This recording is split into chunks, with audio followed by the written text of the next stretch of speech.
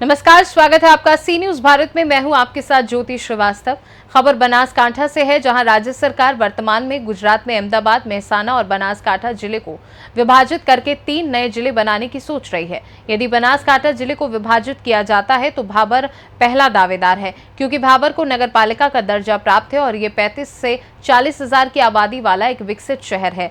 भौगोलिक दृष्टि से देखें तो 1 भाबर, 2 राधनपुर, 3 संतालपुर, 4 सुईगम, 5 वाव, 6 लाखनी, 7 देवदार, 8 कांकरेज इन 8 तालुका के अंतर्गत आते हैं। भाबर बीच में आता है। औसतन सभी तालुका 25 से 40 किलोमीटर के दायरे में आते हैं, इसलिए इन सभी तालुका के लोगों के लिए भाबर आना आसान होगा। जबकि नदाबेट पर्यटन भाबर से 60 किलोमीटर की दूरी पर स्थित है और बीएसएफ जवानों के लिए भी भाबर जिले में काम करना आसान हो जाएगा। वर्तमान बनासकांठा जिले के भूगोल पर नजर डालें तो पालनपुर से भाबर की दूरी लगभग 100 किलोमीटर है, जो भाबर को जिला बनाने के लिए उपयुक्त दूरी है। इसलिए गांव के लोगों की राज्य सरकार से विनम्र अपील है कि भाबर को जिला बनाना सभी के लिए सुविधाजनक है। भाबर नगर पालिका के पूर्व अध्यक्ष और नेताओं ने कहा कि भाबर को जिला बनाने की हमारी वर्षों पुरानी मांग है, अतः हमारी मांग स्वीकार करें और भाबर को जिला मुख्यालय बनाएं। पंचाल अमृतभाई काळुभाई, बक्षी पंच मोर्चा बनासकांठा प्रमुख श्री। आज हमने 2-3 દિવસથી માધ્યમમાં સમાચાર મળ્યા કે જિલ્લાની વાત આવી, તો ભાભર જિલ્લો બને એના માટે અમે નહીં પણ અમારો આખો વિસ્તાર અને આ વિસ્તારની અંદર એક ભૌગોલિક એનું મિડલમાં એક આવે છે ભાભર સેન્ટર. ભાભરની અંદર એવું કે 100 એફને બધાને 20-25 કિલોમીટરના અને 15 કિલોમીટરના અંતરે આવેલું છે ભાભર શહેર. અને વર્ષોથી આ એક ભાભર મોટું વેપારી મથક હતું. અહીંના આખા વિસ્તારના 100 બેડના લોકો ભાઈ અહીં વેપાર માટે આવતા, ધંધા માટે આવતા. અને ભાભર જિલ્લો બને તો સરકારશ્રીને મારી વિનંતી છે અને અહીંના આગેવાનોને પણ વિનંતી કરું છું કે આપણે બહુ સાથે મળી અને ભાભર જિલ્લો બને એના માટે પ્રયત્ન કરીએ. બસ અસ્તુ. અત્યારે હાલ ગુજરાત સરકાર દ્વારા નવા જિલ્લાઓની રચનાની વિચારણા ચાલી રહી છે. એમાં જો બનાસકાંઠા જિલ્લો એક મોટો ભૌગોલિક રીતે ક્ષેત્રમાં ધરાવતો મોટો જિલ્લો છે. બનાસકાંઠા જિલ્લાનું વિભાજન કરવું જરૂરી છે. અત્યારે હાલ વાવ, સુઈગામ, ભાભર, દિયોદર અને જિલ્લા મથક 125 કિલોમીટરથી વધુ હોય તો ભાભરને જો જિલ્લો બનાવવામાં આવે તો ભાભર એક 7 તાલુકા લેવલે 40થી 42 કિલોમીટરની અંદર આવતું એક એરિયા છે.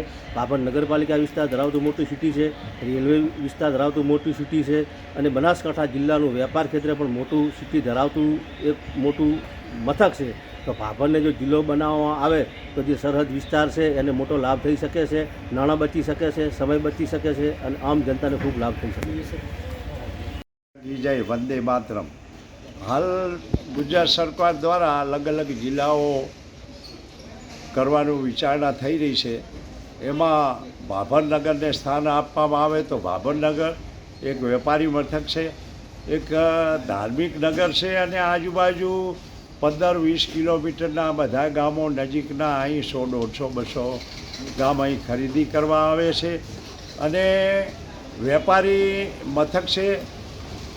વધારે અહીં માર્કેટ એટલે જૂનામાં જૂના વેપારીઓ જે ભાભરનગરના, ભલે ભાભરના નથી, અમદાવાદ વસે છે, પણ ભાભરનગર એટલે એક આજુબાજુનું એક પ્રચલિત નગર છે અને એને ખરેખર બધી રીતે આમ તો અન્યાય થઈ ગયો છે. પણ આમાં જો સરકાર ન્યાય આપે તો સરકાર કરીને વિનંતી છે કે ભાભરનગર અમારી ધર્મનગરીને ખરેખર જિલ્લાનું સ્થાન આપવું જેવી આવી લોક લાગણી છે. સરકાર દ્વારા હમણાં જાણવા મળ્યું છે 3 નવા જિલ્લાનું કંઈક સંચાલન કરવાનું છે. તો એમાં બનાસકાંઠા જિલ્લામાં વિભાજન કરી અને ભાભર જિલ્લો બને એવી અમારી પ્રાથમિક માગણી છે. ભાભર તાલુકો 7-8 તાલુકાને લગતો છે અને ભૌગોલિક દ્રષ્ટિએ પણ એકદમ નજીક પડે છે અને વિકાસની હરણફળ હાલ ભાભર ફરી રહ્યું છે. ગુજરાત સરકારના પ્રયાસથી કરોડો રૂપિયાની ગ્રાન્ટો ભાભર નગરપાલિકામાં આપે છે, આજુબાજુના વિસ્તારમાં ખરબો રૂપિયાની ગ્રાન્ટો આપે છે. તો આ સરકારશ્રી જે ગ્રાન્ટોની ફાળવણી કરી છે એ સાર્થક થાય એ બાબતમાં અમારે ભાભરને જિલ્લો બનાવે એવી ભાવનગરની તમામની માગણી છે, તાલુકાની માગણી છે. સત્વરે સરકારશ્રી આ બાબતે ધ્યાને લઈ બીજે ક્યાંય હાલવાની ગણતરી હોય તો ભાભરને આપો તો ખૂબ સારું છે. ભાભર એક રેલવે પ્લેટફોર્મ પણ ધરાવે છે, નજીકથી રેલવે સ્ટોપ મળે એવી અમારી પણ પ્રયત્ન છે. ઘણા ટાઈમથી ભાભરનગરની માગણીઓ છે.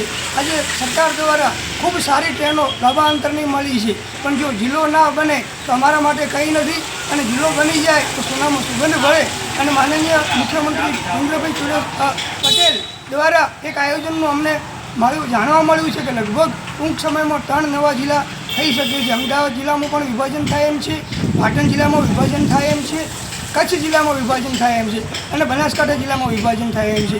તો ભાભરને પ્રથમ પ્રાયોરિટી આપવા અમારી નગરજનોની માગણી છે. સૌને અમારા જય જલારામ. હું હરિભાઈ આચાર્ય, ભાભર નગરપાલિકા પૂર્વ પ્રમુખ, ભાભર લોહાણા સમાજ પ્રમુખ.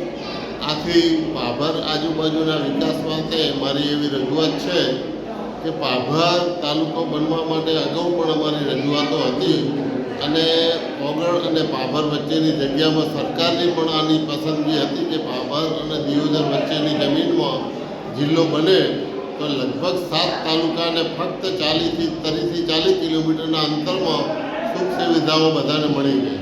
માટે અમારી નગરજનોની અને આજુબાજુના તમામ આગેવાનોની આ રજૂઆત છે કે સરકારશ્રીએ આની પૂરેપૂરી તપાસ કરી અને જે રીતે નજીકમાં લોકોને સુવિધા મળે એ રીતે ભાભર આજુબાજુમાં જિલ્લો બને તો લગભગ હું માનું ત્યાં સુધી આ બાજુના 2 થી 3 લાખ લોકોને સુવિધાઓ મળી એવી અમારી નગરજનોની અને આજુબાજુના તમામ આગેવાનોની માગણી.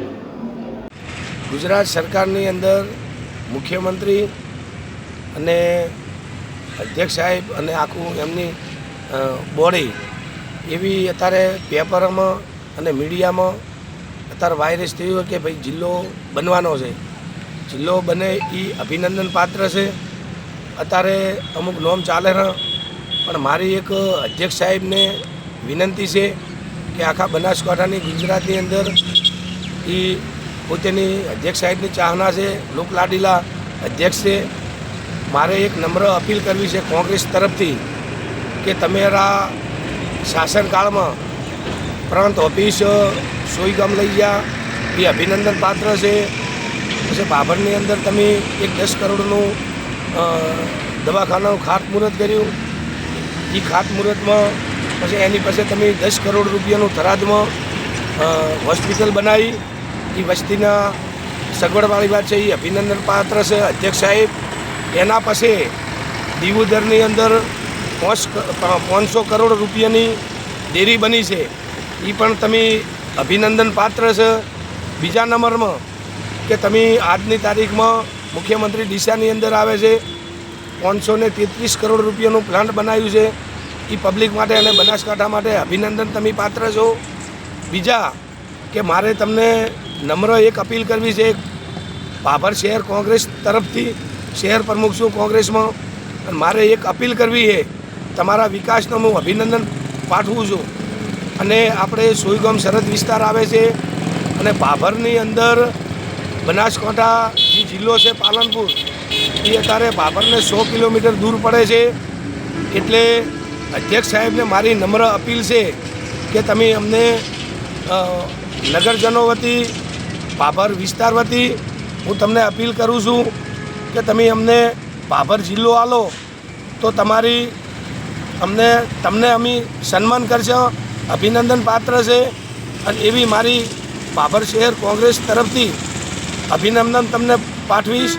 અને મારી આપણી નગરજનો વતી મત વિસ્તાર વતી અભિનંદન પાઠવું છું. આવો અમને એક ભાભર જિલ્લો આપો એવી મારી સરકાર અને અધ્યક્ષ સાહેબ જોડે મારી नम्र अपील से અને મારી રજૂઆત છે।